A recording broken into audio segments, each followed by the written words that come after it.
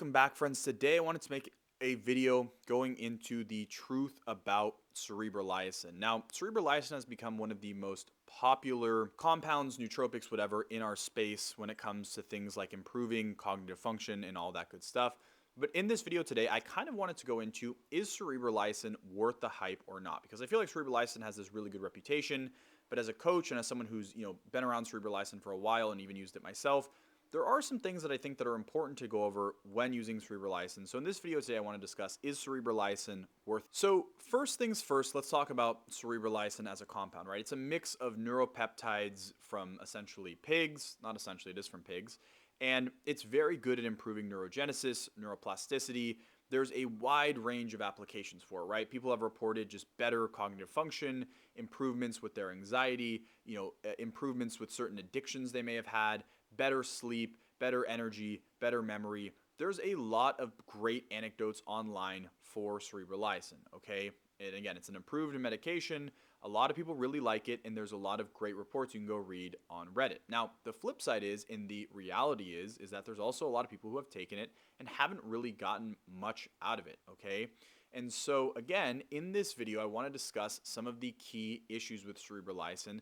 The first one being how often it has to be injected. Now, cerebrolysin carries with it a very intensive injection schedule, right? We are talking in the ballpark for only a week, but still in the ballpark of 10 to 12 mLs per day of injection. It is water-based. It doesn't have any pip or anything, but 10 to 12 mLs per day of injections that you have to do with this compound to really gain the full benefits, okay? So this is a very intensive injection schedule. What oftentimes happens for me with clients and whoever is they're really interested in cerebrolysin, and then you tell them the injection schedule, and then either they don't want to do it or they try to do the injection schedule, and they realize that they really do not want to do the injection schedule, and it's a total pain. Again, this is 7 continuous days of injecting 10 to 12 mLs. It is a lot. Even for someone like myself who doesn't really have issues with injecting, it is a lot to inject. So that is the major issue with it, right? There is a massive burden when it comes to having to inject it.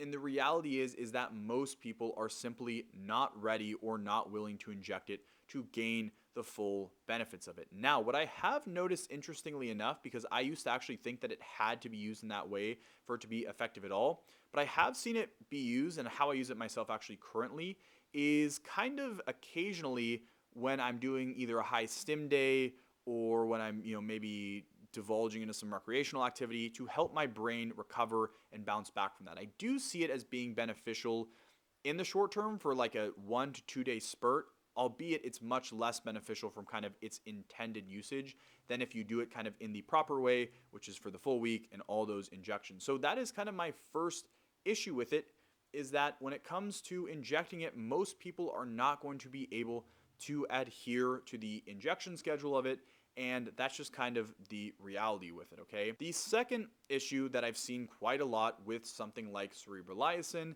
is that there seems to be a high number of non-responders. Again, whether people are not using enough of it because you really need to be using a lot, whatever the issue may be, I have seen that there's a lot of people in the kind of nootropic space, and for all the good anecdotes and reports there is, I've seen also a lot of negative ones where people just haven't really gotten a great effect from it. And I've talked to people before who have done this, right?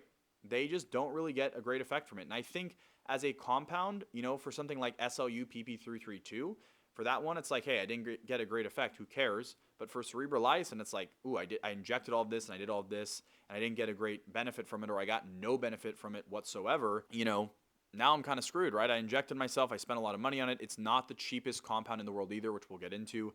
But there seems to be a high level of people, or a high amount of people, I should say, that do not respond well to cerebrolysin. And again, I know this from coaching people. I know this from scouring the forums and whatnot online and seeing the reports of people who just haven't responded that well to it. So you have a very intensive injection schedule. Some people tend to not really respond that well to it, and it's not the cheapest compound in the world, okay? So again, to inject all of it and to do it kind of properly, it can get expensive, especially for that week. You need a lot of cerebrolysin to kind of run a full course of it. And if someone in the comments has a very cheap source, congratulations.